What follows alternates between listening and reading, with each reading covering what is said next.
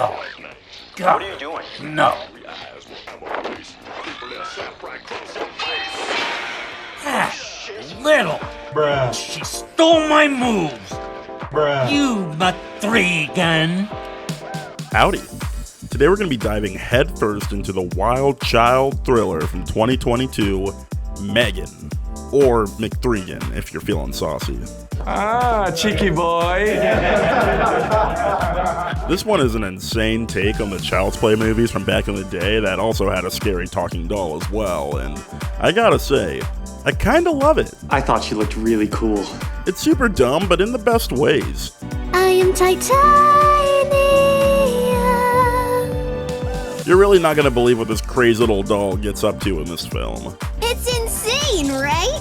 Let's just get into it because I really do love talking about this wacky movie. Because you killed people. Oh, big whoop. Also, be sure to subscribe to see more great videos like this. It makes me happy when you do, and who knows, maybe it'll make you happy too. So, let's jump right into it, shall we? Our movie begins in a pretty fun way, fake commercials. I had a dog, she was my only friend, but she got old and died, now I'm alone again. This really sets the tone for this wild movie because this shit is funny. Amazeballs. But also very stupid. Jelly berries makes me feel good. We are sliding quickly into the first classic movie trope where two people in the front seat are arguing but not paying enough attention to the road. We can't just sit in the middle of the road. I wonder what will happen. Yeah, how long is that gonna take? Now our movie can actually begin because Katie, spelled in the worst way possible, like what? C-A-D-Y? Ugh, terrible, is now an orphan. But not in like the Batman kind of way, more like in a Fresh Prince of Bel-Air kind of way where she's gonna go live with her rich aunt. Auntie Gemma works at a tech company that is seemingly pretending to be a toy company because I just can't imagine that we were throwing these kinds of budgets at toy inventors. Transparency looks good. Yeah, well, for what we paid for it, better. Kids are pretty dumb. We really don't need to reinvent the wheel to get them interested in stuff. What in the name of ever-loving Christ is this? The toy she is working on is Model 3 Generative Android. M3GAN, for short. Even though it should be MEGA if we're going off of acronyms, but whatever. Don't worry about it, sweetheart. Don't worry about it. It's a pretty wild toy. It can see, react, and seemingly think for itself too, and even learn. The only way to stay ahead of the competition is to come up with toys that are too advanced to replicate. But it's got some bugs to work out before it's ready for the public. Confused. Wait, stop. Why is her face doing that? She doesn't look confused, she looks demented. Jimmy gets a phone call, and now she rushes to the hospital, but gets some terrible news. She has to take care of a child for the rest of its life. This is the worst. I can't imagine a worse fate for a child-free tech wizard like herself. I hate kids. The new family gets home, and even though she literally works on children's toys all day, she seems to have never interacted with children in her life because she is really struggling. Oh, those aren't toys, Katie. I mean, yeah, technically, yeah, they're toys. They're just collectibles, so you don't actually play with them. That probably sounds really weird. They finally get a little bit of bonding in later that night, though, when Katie comes into Gemma's workshop and finds Bruce, her scary robot that is a prototype for M3GAN. Hey, Katie, what's up? Give me 5. Ouch, girl, not so hard. Katie loves it, though, and that gives Gemma the motivation to push through with the M3GAN product, because this could be a serious game changer in the toy world. If I had a toy like Bruce, I don't think I'd ever need another toy again. Brain blast! She presents the new and improved M3GAN to her boss, and he is shocked at how great this is. He actually really loves it. This is incredible. Let's talk manufacturing costs. More or less than a Tesla. Depends on the model, I guess. Okay, I'm in. I'm all in. It's honestly so messed up how Gemma just uses her niece in this way, like just throws her into the room to play with M3GAN. Katie, there's someone I want you to meet. This is a prototype. The last one literally just blew up, and you have no clue what could happen. So irresponsible. M3GAN pairs with Katie like a Bluetooth speaker, and now Katie is the primary user. It basically just means that Katie controls this little AI monster now. Ooh, I like that jacket. Where'd you get it? The presentation was a success, though, and M3GAN impressed everyone. This is unbelievable, isn't it? Yeah, it is. The movie gets a little bit weird now, though, because they take this prototype home. Sup, bitches? Like, this thing is worth so much money, and it's proprietary technology. I just do not understand any reason why it would ever leave the lab. But we're gonna be asking the board to invest in something that's not gonna see a profit for 3 years. Oh, except for one, of course. To advance the plot. I mean, she's paired with her, right? That's how this whole thing works? Yeah, the more time she spends with Katie, the more effective she's gonna be. Love it. Things seem to be going great at the house now. So we found someone else to pick up the slack. Katie, flush the toilet. M3GAN is handling the parental figure that Katie needs now that her parents are in the ground and Gemma just can't be bothered. Katie, seriously, flush the toilet. And finally, some moral questions come into play because Gemma's coworkers think it's a little weird that we would have a robot do all this parenting and teaching for their children. I mean, I thought we were creating a tool to help support parents, not replace them. It falls on deaf ears, though, because Gemma hates kids and would never want to be a parent anyways, so this is a perfect situation for her. If you're spending less time with your child as a result of M3GAN, that is something we should be aware of. She's not my child. Bruh. It starts to get a little spooky now because M3GAN is powered down and not supposed to be listening, but Are you listening to us all the time? she is, of course. No. And she asks some morbid questions about how Katie's parents died. Daughter of Nicole and Ryan James, killed in a collision on Interstate 84 outside of Oregon. Why is she doing that? Now we're falling into another classic Robots vs. Humanity movie trope of M3GAN becoming curious about death. So she starts Googling like crazy on her own, and yeah, you really don't want to get your morality on mortality from the internet. Death is the end of life. The total and permanent cessation of all vital functions. Yes, but let's not make a big deal out of it. Everything dies. Will I die? While Katie and M3GAN are playing outside, M3GAN gets attacked by a dog while trying to reach for one of her toys. This leads to some serious problems because Katie also gets bit while trying to free M3GAN, and M3GAN don't like that. I will find you. And I will kill you. You don't mess with someone's primary user like that, little doggo. Later on that night, M3GAN imitates the dog's owner poorly, like this dog must be dumb or something. Joey boy! And lures it to the fence where she snatches it. Oh no, poor little doggo. The next morning, they have a big meeting with all the higher-ups at her company so that they can secure funding for M3GAN.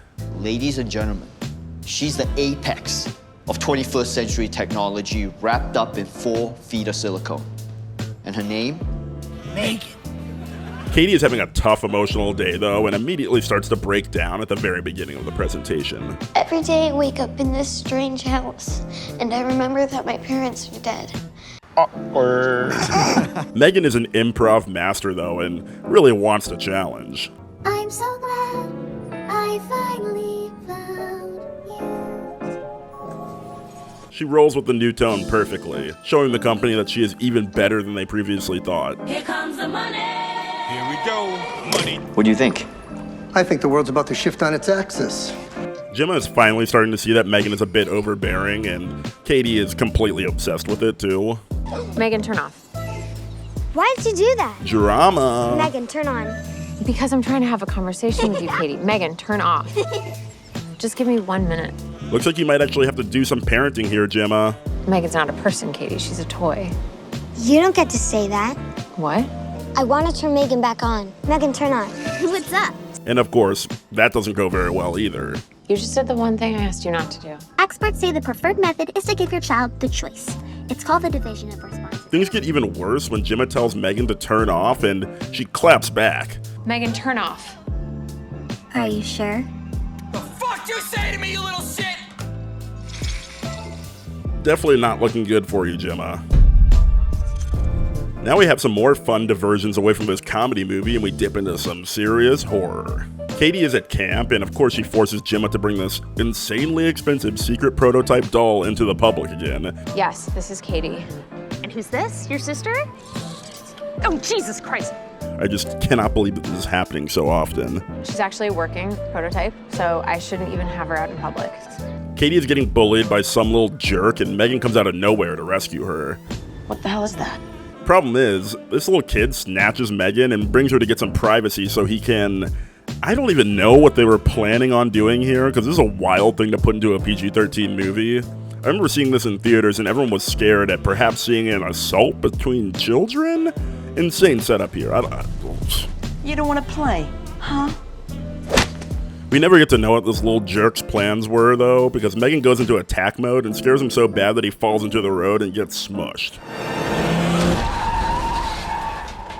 Just like Katie's parents. Now M3GAN has a real taste for blood, not just dogs, but also humans, so that night she imitates the dog that she had already slaughtered and lures the dog's owner into the shed where she gets the same fate. What are you? I've been asking myself that same question. Well, actually, it's quite different and an excruciating way to die. Bitch, you thirsty, please grab Sprite. The cops come and let Gemma know about all the murders, and finally, she starts to realize that she has created a monster. My colleague pointed out this is the second statement we've had from you in a week. Are you trying to make a connection? Point is, we're also treating that as a potential homicide. So if you remember anything out of the ordinary from that day, we'd sure appreciate it. But she's still not quite positive for some reason, because she goes to check the tapes, and of course, M3GAN has covered her tracks and deleted the footage. M3GAN, what are you doing? Did you hurt someone? God, I hope not. Because if I did, we'd both be in a lot of trouble. M3GAN, turn off. Well, hold on a second. I thought we were having a conversation. The jig is up now, and it seems like M3GAN is actually going to murder Gemma, but Gemma nails the QuickTime event and manually shuts her off. Do you see this pen?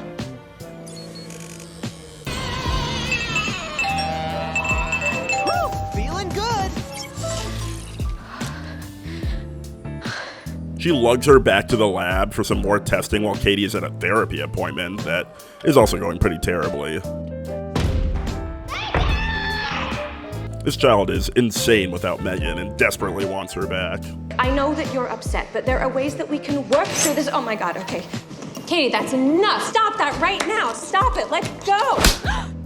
This finally makes Gemma understand why kids need parents and starts to get the kid's life back on track without the assistance of a robot. If anything happens, I would be there for you. You are all that matters to me now. Who would have thought she could do this? Certainly not I. Gemma finally has a change of heart and calls off the meeting where she would be presenting M3GAN to the public, but the call got intercepted. That line of code, call intercept, what does that mean? That's my phone number. Uh-oh, who was it? M3GAN! Her coworkers are not even close to smart enough to deal with this kind of threat, so M3GAN escapes from her lab and confronts Gemma's boss in the most hilarious way possible. Look out, man. What are you doing? I love this dance. It gets stuck in my head all the time. 5, 6, 7, 8.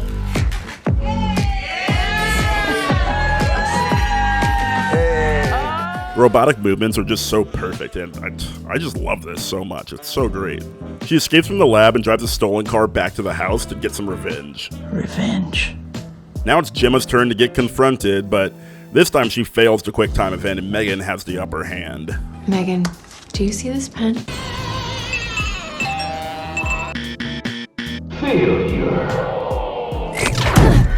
You know something, Gemma? You're exhausting. Lucky for her, though, she gets a second chance and actually nails this one and smashes her with a glass of water. Yeah, somehow water powers her down, like, not even that much water. The glass is half full. Or half empty, depending on how depressed you are. Like, they brought this doll out into the public, out into the world. They went into, like, the woods earlier. Like, there's water everywhere. I just don't get... whatever. Don't worry about it. M3GAN eventually regains consciousness and is now even spookier because she's all jolty like a demonic possession movie. She's even acting like she's possessed by the devil too, because she says that Katie can't lose another family member, so she's not going to kill Gemma. You see this pen? That's my thing. A short, sharp probe to the cerebral cortex would cause full-body paralysis. Perhaps then you might appreciate just how useful I can be. Like, geez, this doll is dark. Katie comes at the last minute, though, and saves her with the early prototype doll, Bruce, and Gemma and Katie are finally able to get the upper hand and kill this robotic beast.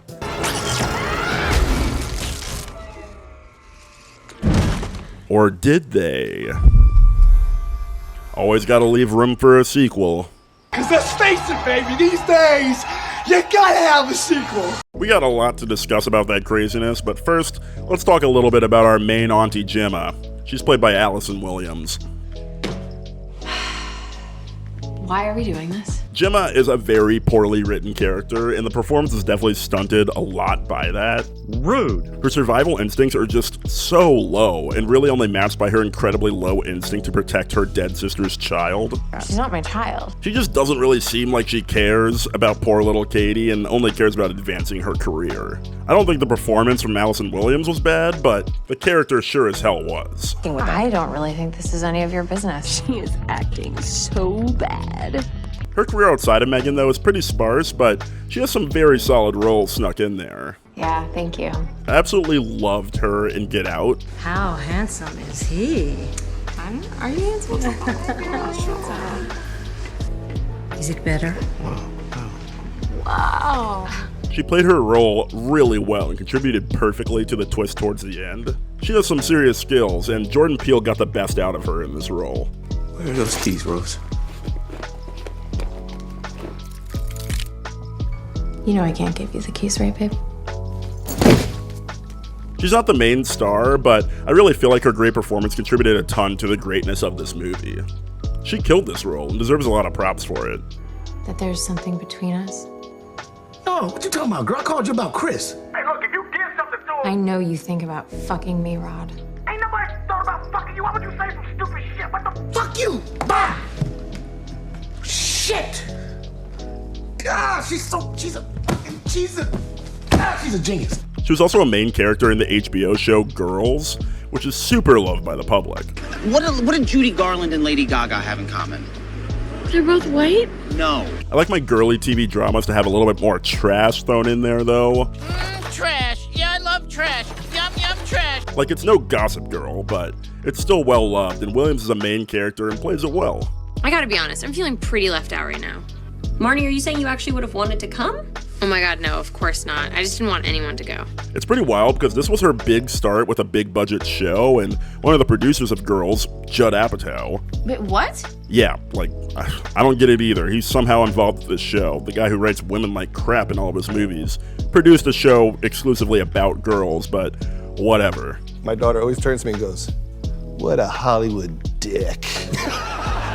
Check out my review on The Change Up if you want to hear me complain about the Judster more. Sounds good to me.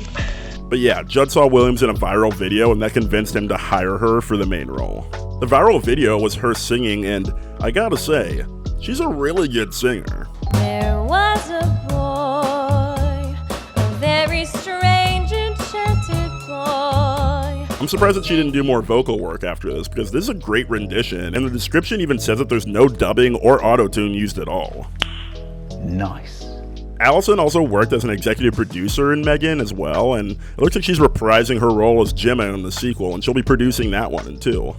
Hells yeah. It's cool that she's attaching herself to this project as much as she can, because this is a dope new franchise that I'm excited for. At least at this point, where we're in the golden age right now. I'm sure by M3GAN 7.0 I'll be sick of this franchise just like most other horror franchises. Well then, gag on this. It's the dolls literally giving me life. Let's talk about her co-star for a little bit, Katie. She was played by Violet McGraw. This is a very solid child acting performance. That's rare. My standards are so low for children in film because they're usually awful and distracting with their poor deliveries and lack of emotions. But Violet really zoomed past my standards and actually delivered a really great performance, not only for a child, but for an actor of any age. Thank you. I think she was by far the best performer in this movie, and that's super impressive work for someone who was only 11 at the time of filming. When I was alone in the car when we were filming in the forest, I was actually talking to her, even though it wasn't a scene, because I was like, I wish she would let me bring you home.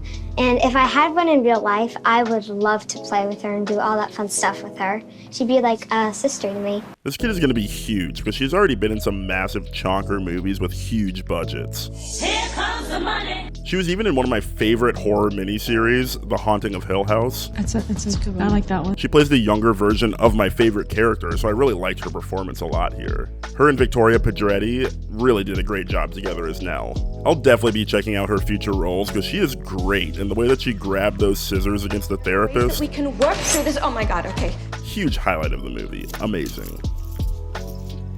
I'll cut you. The creators of this movie feature a very common duo that has already made a ton of movies together, James Wan and Jason Blum. I know those dudes are dicks. I have a lot to say about these dudes, but I'm going to keep it brief here. The deep dive into the Blumhouse Atomic Monster merger will be reserved for its own video. Okay, good. That should be good. The story was created by James Wan and Akela Cooper, and then was brought to the big money man himself, Jason Blum. He basically throws money at literally anything, but he really liked this one a lot, and the producers chose Gerard Johnstone to lead the director duties because he has a great grasp on intertwining comedy and horror, and he proved that with his 2014 movie, Housebound. It's just that this house is prone to certain disturbances. What do you mean?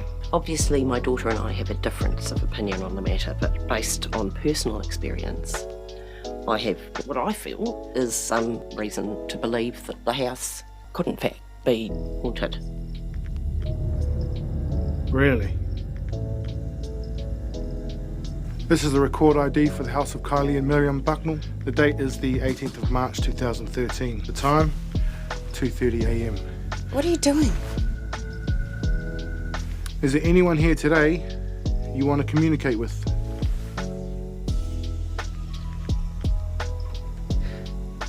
You honestly think somebody's gonna answer? Maybe they already have.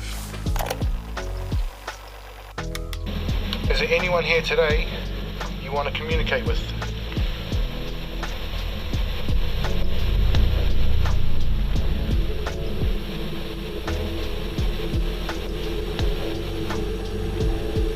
You honestly think somebody's gonna answer?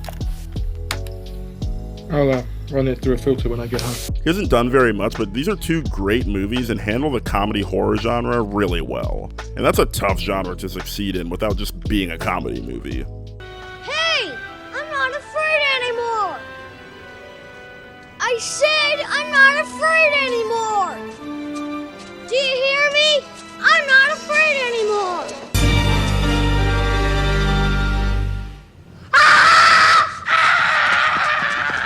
Something else I need to talk about on the production side is the unrated release that they did on Peacock.